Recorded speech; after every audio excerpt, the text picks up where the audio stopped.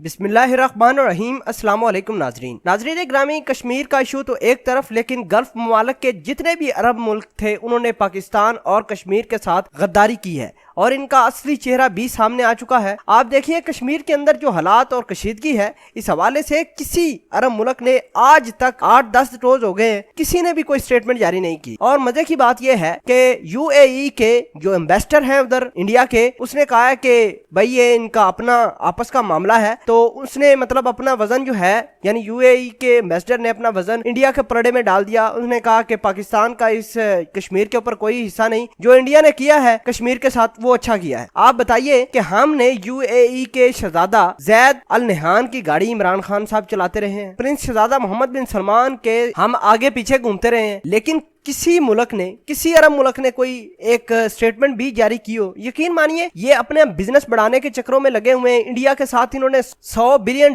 का ट्रेड भी किया और इन्होंने मजीद $50 बिलियन की फिर एग्रीमेंट साइन किए हैं। इंडिया ने तकरीबन $55 बिलियन की इन्वेस्टमेंट 2018 में की यूएई में। आप खुद हिसाब लगाइए, क्या हमने यूएई के शहजादे को अपनी गाड़ियों में नहीं चलाकर हमने उसको बिठाकर लेके आए? लेकिन मजाल है किसी शख्स ने, गल्फ के एक बंदे ने भी स्टेटमेंट जारी किया हो कि भाई कश्मीरियों के साथ जुल्म हो रहा है। दोस्तों असली चेहरा अब इनका सामने आया है। शहजादा मोहम्मद बिन सलमान और यूएई के शहजादा शेख जैद अल नहयान के बारे में हमें बड़ी ज्यादा उम्मीदें थी कि ये शख्स कुछ ना कुछ कश्मीरियों के लिए करेंगे, लेकिन उनका एक बयान ना आना उनकी शायद मैं समझता हूँ कश्मीरियों के साथ गद्दारी और इंडिया के साथ दोस्ती का मुंह बोलता सबूत है। आप देखिए कि कश्मीर के लोग किस अजियत में हैं। दोस्तों हमें तो इन लोगों ने ही मदद देनी थी कश्मीर के इशू के ऊपर, लेकिन हालात आपके सामने हैं। यूएई के शेख ने भाई जी बिलियंस ऑफ डॉलर की इन्वेस्टमेंट करना शुरू कर दी है। उनके सफीर ने कहा कि भाई इनका